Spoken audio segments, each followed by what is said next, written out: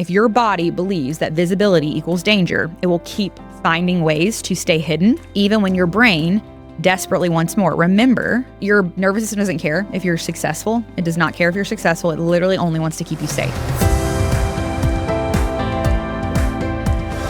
Welcome back to the Be That Girl Coaching YouTube channel. Today's episode is something I'm really excited to talk about because it is something that I hear in every webinar I host, every private training I host. I hear clients every single day in my challenges, in my DMs. It is women being so scared of being visible. Visibility is something that is really, really triggering for women. I'll ask tons of questions whenever I'm on webinars. I'm like, put, a word in the chat of the thing that you're most scared about. And I'll give a bunch of lists. I'm like, visibility, sales, all these things. And visibility again and again is typed in the chat over and over and over again. For those of you who know who I'm talking about, or and if you don't, I'm going to introduce you to her. Emma Grede, who just wrote a new book, talks a lot about this. And she recently wrote a book, and she's been on a PR press tour about her new book that she wrote. And she talks about a lot of polarizing topics. She talks about, being a successful woman, and she's a mom of 4, and she works a lot. And she's been talking about this concept of being a 3-hour mom, or 3-hour mum, because she's British, in all of her interviews. And it's really getting picked up on the news circuit because it's polarizing, right? And what she means by being a 3-hour mom is that she is with her kids for 3-hour periods of time. She's like, it is not realistic to work all week, Monday through Friday, and get to the weekend and think that you're going to be with your kids for 8 hours. It's not realistic. She's like, I am with my kids for about 3 hours on the weekend. And then she's like, I have other stuff to do. I have errands to run. I have things to do. I need to have time for myself on the weekends. And she really talks about how you don't need to be with your kids for 8 hours a day on the weekend to be considered a good mom. And so the reason I'm bringing that up in this visibility conversation is because Emma needs to feel so safe being visible, saying something polarizing, knowing she's going to get so much hate for it. And honestly, that's what is propelling her to the top. That's why she's such a magnet for people agreeing with her and resonating with her message. Because in her book, she talks about this. Her book's called Start With Yourself. Oh, look, here I have it right here. It's actually beautiful aesthetically. It's beautiful. Start With Yourself, A New Vision for Work and Life. And I just started reading it, so I haven't read it fully, but she's just been doing tons of press about it. And people are either really repelled by it and are like, I don't want to be a 3-hour mom, or they're like, wow, she's actually saying out loud what I've been thinking. But she feels safe being visible. And y'all, people are taking out of context what she's saying. And that's like the headline of all her press. They're saying, oh, she's a 3-hour mom. She only wants to be with her kids for 3 hours. And they're kind of making it into a bad thing. In order to feel safe being seen, she has to know she's going to get hate and know that it's actually going to make the people that are meant for her message, she's going to attract them. And so I actually love that because it's a really good message for all women out there, everybody that's in my audience that is really trying to build a business, be more seen, because a lot of times you sabotage yourself from being seen because you're so scared of being visible. It makes me think about my own book launch. So I'm a best-selling author. I wrote The Weekenders Club a few years ago. And y'all, I remember whenever I was launching my book, like literally it was published and I was going to the New York City book launch where we had a Times Square billboard and we were announcing on Instagram. We had been promoting it but in a subtle way where we didn't tell anyone what I was doing. Literally, I hadn't told anybody I wrote a book on social media. And I hadn't even told my family.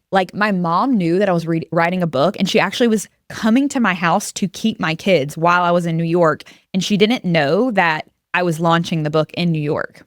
My husband's family didn't know that they didn't even know I was writing a book, much less that I was launching one. And I remember when I launched it, the day that it was announced, my sister-in-law and my mother-in-law, texting my husband and texting me and being oh my gosh, what the heck? You wrote a book? And it makes me think about, where I was. I guess that was over 2 years ago whenever I did, or about 2 years ago, whenever I wrote that I was scared of being visible. I had this fear that I was going to be judged, that I was going to be misunderstood, because some of the things that I wrote about in the book were kind of polarizing. And I was scared. I was very nervous about what my family was going to think. Not specifically my mom, but other people, like my brother's wife. And even though she's so supportive of me, I was nervous that my in-laws might think it was kind of weird or not really understand the topics that I was talking about, or my sister-in-law, just different people. I was nervous, like, about being visible, being seen, really in my authentic, honest self, because in that book, I was very authentic and honest about my opinions, my beliefs, the way that I operate, parts of my story that were very vulnerable. And in order for me to, it was honestly, I think writing that book and publishing that book was one of the biggest ways I could be visible. And honestly, it was one of the biggest ways that I got to a place of safety being visible, because I was very scared, but I had a regulated enough nervous system to get to the other side of the fear. I had to definitely walk with a lot of fear publishing that, had a lot of self-doubt, had a lot of imposter syndrome. I did not feel like an author when I wrote that, but I did it. And then when I got to the other side and I saw how 99% of the response to my book was so positive, that is what showed my nervous system that it was safe for me to be seen, right? And it's so funny because now when I go to my in-laws' house, like, my book is on their coffee table. It's like the top book on their coffee table. And my in-laws are just proud of me. Like, they don't do what I do. Like, my mother-in-law is not like a female business owner, but they're just proud of me. And it really did help show my nervous system safety, because at the end of the day, they are just proud of me and they want to support me in whatever way they can. But this is what I'm talking about. And the reason that visibility feels so hard, and I'm going to dive more into like what even visibility is, so y'all can really hear and resonate with maybe specific examples in your own life. But the reason visibility feels so hard is that for most of human history, being accepted was not just a nice thing, it was actually survival, right? If you were cast out from the tribe, if you were separated from the group, you were judged, you were rejected, if you were seen as different, it could literally be dangerous to your life, your well-being. So our brains, humans, Homo sapiens brains, learned from a very early age that belonging equals safety and not belonging equals danger. So now, even though we're, centuries and centuries from that time, even though you're not going to be kicked out of the village because you posted a reel, or because you raised your prices, or because you spoke on a stage and said something controversial, or because you shared your opinion online, your nervous system can still react like you are going to be kicked out of the tribe. And honestly, in a lot of ways, you kind of still can be kicked out of the tribe. I talk about this a lot with my clients that, the more successful you become, the more money you make, you absolutely do start getting kicked out of the tribe. You do have friends that start distancing themselves from you. You do become a little more disconnected from maybe people that were in your life at one point. That's just the nature of it, because people like to keep you in a box. And if you start stepping out of the box they know you to be in, then they can feel threatened by that. They can feel insecure by your success, by all the things you're doing in your life. And they don't like that version of you. And so they will project their own insecurities onto you. So that's a version of feeling visible, right? Visibility means risk, right? There's a risk that you could be judged if you say what you really think. There's a risk that you could be misunderstood if you say what you think. Just like Emma Grede, like she said, I'm a 3-hour mom, and people are definitely misunderstanding what she meant. And she's saying that in her interviews, but she's saying it in the most calm, cool, and collected. Like, you can think whatever you want about me. I know who I am. I know that there's certainty. I know what it takes to operate businesses at the level that I'm operating them at. I know what my purpose is, and I'm okay being misunderstood for the mission. And there's a huge risk of people not liking you, the risk of outgrowing the people around you, like I just said, becoming disconnected from people. There's a risk of you becoming too much for people, standing out from the tribe. So for many women, I feel like the fear is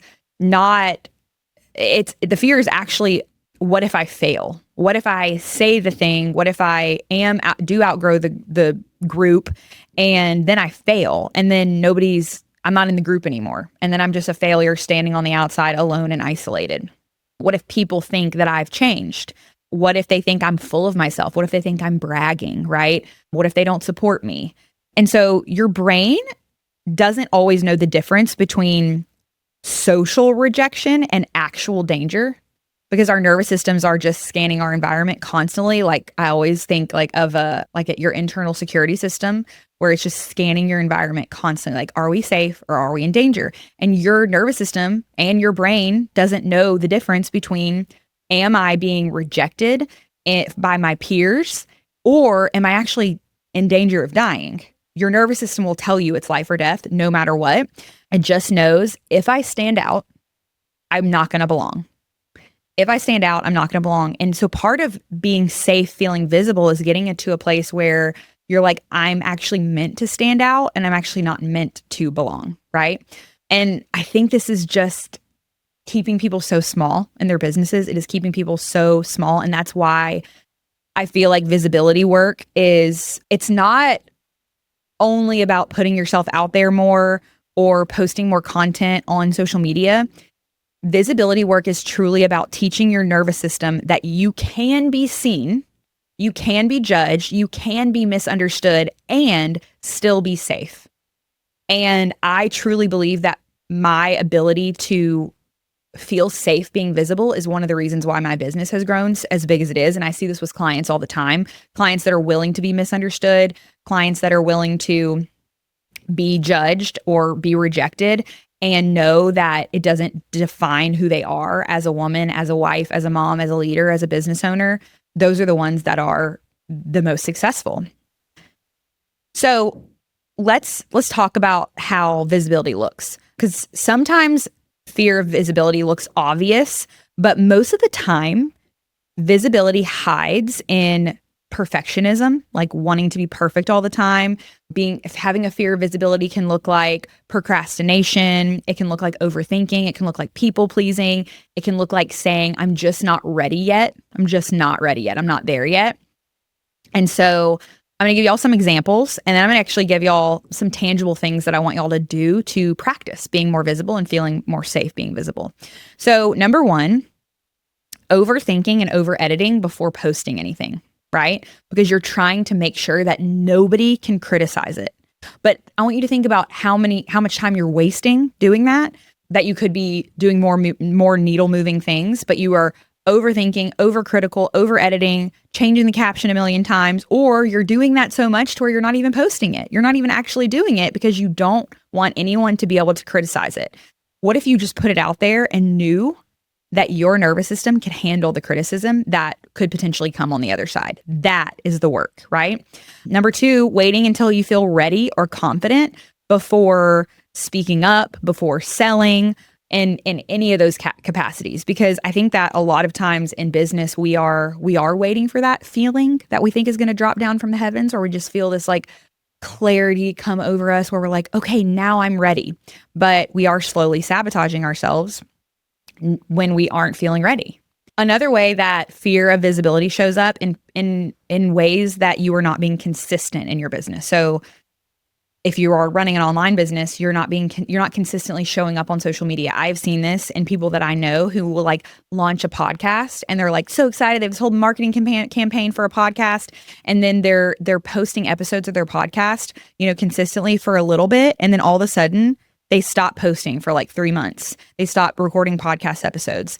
And I'm going to say something that might sound yucky if this is something you've done, but like that makes you not feel trustworthy. In my opinion, inconsistency makes me not trust you as a business owner. If you like post consistently on social media and then you fall off the face of the planet for 3 weeks or for a month or for 2 months, or you are very consistent with your podcast and all of a sudden you haven't posted one in a year, and then all of a sudden you come back and start posting your podcast again, that makes me think you got some stuff going on. You're not really trustworthy. You're not really consistent. If you can't be consistent in your business, how are you going to be consistent to help me in my business? And I think that happens because you're worried what family and friends and old coworkers or people from your hometown are going to think. I remember one time in a challenge, there was a real estate agent that is one of my clients, and she said she was worried about what like these 5 women that she was in PTA with like 15 years ago, what they were going to think. Like literally 5 PTA moms from when her kids were younger, and now her kids are like in college, and she was worried what they were going to think. And that was what was holding her back from being consistently posting on social media. Like that is what I'm talking about with visibility. It's crazy. Another way this shows up is keeping your prices too low. because charging people more means people are going to expect more from you, or people could judge you a little more closely. So you just keep your prices low. You're like, if I increase my prices, then people are going to think I think more of myself, and they're going to know that I'm charging more and that I value myself more. And that makes people feel uncomfortable.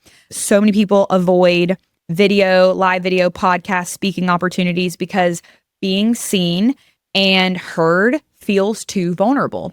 I've seen this in people who maybe have like a physical health goal, like they want to lose weight, or they're, maybe they had a baby and they're waiting until they lose baby weight and they need to like re-record their whole course, or they want to start speaking on stages, or they want to be guests on podcasts and all of these things, but they're waiting and sabotaging and holding themselves back in their business because they are scared of being seen and being visible in that way when they don't feel their most confident, which is another reason why I preach so much about the 4 corners of wealth and how physical health is one of those corners. It's like you have to take care of yourself so you feel the most confident showing up in who you are.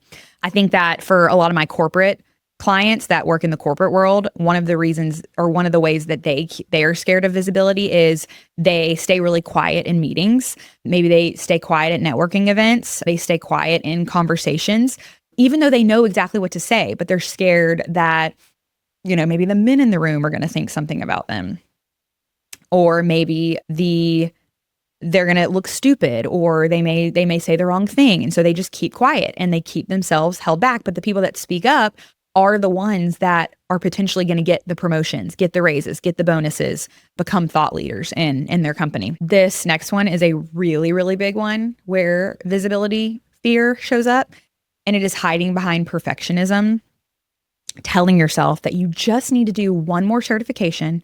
You need to get one more degree. You need to wait one more month. You need one more tweak, one more strategy before you put yourself out there. And that is the biggest coping mechanism ever, to not be visible, and you don't even know. That's what I'm saying. So many of these, y'all are going to hear me talking in this podcast, in this episode, and you're going to be like, wait, I literally do that. Do I fear visibility? I didn't even know. Because you're doing it in very subconscious ways. It's like sneaky. It's very, very sneaky. You don't need one more certification. If I had $1 for every person who wants to be a coach like me, and they ask me like, where did I get my nervous system certification from? Or where did I get my life coaching certification from? Because they think in order to have a successful business, they need that certification. And truly, like, I do have a lot of certifications, and I don't regret any of the certifications I've done, but I didn't learn the most from those places. I learned the most from real experience, real coaching, getting coached myself, research, reading books. That's how I've become the coach that I am now. So that's a really big one, hiding behind perfectionism, worrying that you're bragging. So many people are not sharing wins. They're not sharing client testimonials. They're not sharing the results they're getting their clients. They're not sharing their successes because they are afraid that people are going to think they're bragging or too much. And I can remember that feeling when we started talking about how big the business was. We started saying like, I'm a 7-figure entrepreneur. I own a 7-figure business. That even felt a little uncomfortable for me, because I was like, oh, like my family's going to see this. My in-laws are going to see this, and they're going to have opinions about me talking about that. And I had to come up against that. But for me, I'm like, if I talk about owning a 7-figure business, it gives me credibility. It gives me authority. It's like people saying, oh, if she has made $1 million in her business, that means she must have a lot of clients. She must impact a lot of people, which means she must be pretty good at what she does. I need you listening to this to really take that into account for your own business, because you do have to brag to a certain extent of what your success is and what the results are that you're getting your people, so that it gives you credibility and authority in your space. And the last one is, and this kind of goes with the previous one, is just playing smaller than you really are, minimizing what your experience is and what your success is, and minimizing your gifts. You're minimizing how much experience you have doing what you're doing, how much success you've had. You're minimizing what your dreams are so that other people stay comfortable. So you just play really small, and getting more comfortable saying what your experience is, how many people you've helped, what their results have been, and also claiming like what you're really good at, claiming what your gifts are. I'm the first one to tell people on calls when they're asking me about working with me that I really have a gift of curating rooms of people I have a really big gift of curating safe spaces so that people feel safe to be vulnerable and to be honest and authentic in my rooms, like my physical rooms at my retreat, but also just even in my challenge rooms, even in my coaching rooms, whenever I'm on Zoom and people are sharing and, people bring tears to the call and they feel really safe to do that. And that's a gift that I have of people being able to come and feel safe to do that. And so telling people that I have that is not me bragging. Me not telling people that would me playing small. So that's another one. So visibility looks like speaking up. It looks like being willing to take up space. It looks like charging higher prices, having opinions, letting yourself be excellent and letting people know. Also letting yourself be misunderstood, being willing to let people not like you, and allowing yourself to outgrow old versions of you. So what I want to do now is I want to give you kind of 3 things that you can do to start becoming a little bit more safe with being visible, because you can't go all in, right? Whenever it comes to nervous system, our nervous system learns through safe titrated steps. If your body believes that visibility equals danger, it will keep finding ways to stay hidden, even when your brain desperately wants more. Remember, or maybe don't remember, I haven't said this yet, so maybe this is the first time you're hearing this. Your nervous system doesn't care if you're successful. It does not care if you're successful. It literally only wants to keep you safe, okay? So number 1, start small and prove to yourself that visibility is survivable. Like you can survive visibility. Do not start with I need to go live every single day and say my most polarizing opinion if that feels really terrifying for you, right? Start with sharing one opinion. Maybe it's on a static post. Start with sending one email that feels scary. Start with raising one price on your program. Speak up at the event. Say yes to a networking event that feels uncomfortable to you. Record the video, even if you don't post it yet, right? Start small and prove to yourself that visibility is something that you can survive, okay? That's number 1. Number 2 is expect discomfort, okay? Expect discomfort and stop making it mean that something is wrong, okay? I talk about this all the time, that 70% of human emotion is negative, and we have to stop being scared of negative emotion. We have to stop making feeling negative emotion mean that something is wrong, okay? A lot of people think if they feel nervous or they feel exposed or if they feel shaky or vulnerable, it means they should stop. It does not. It just means that you are on to something new. Your body might say, this feels scary right now. Your body might say, people are going to judge me. Your body might say, I should wait. I'm not ready. That does not mean that you are unsafe. It means you are just stretching. And it's okay to feel like you're stretching. So expect discomfort and don't make it mean that something is wrong with the situation. The goal is never to feel zero amount of discomfort. The goal is to stay with yourself inside of the discomfort long enough to realize on the other side of it that you have now survived. It's like, wow, I did that hard thing and I lived to tell the tale, right? And then the third is, we worry way too much about what other people think. And what I mean by that is people actually aren't thinking about you as much as you think they're thinking about you. People are thinking about themselves. Everybody's thinking about themselves. Nobody's thinking about you. And so we need to focus less on what people might think and focus more on who you are meant to help and how you are actually impacting them. Because I think that we worry so much what people are going to think. And when we do that, we actually are hurting the people that we are meant to help by not sharing what we could impact them with. When you are overly focused on visibility, you're usually focused on, how do I look? What if they judge me? What if I sound dumb? What if nobody likes it? But when you shift into service and how is this message going to impact somebody, even if it's just one person, everything changes, because there is someone who needs the thing that you have to say, okay? There is someone who needs your story. There is someone who needs your leadership, your product, your service, your business, your offer. They need your voice, okay? They need it.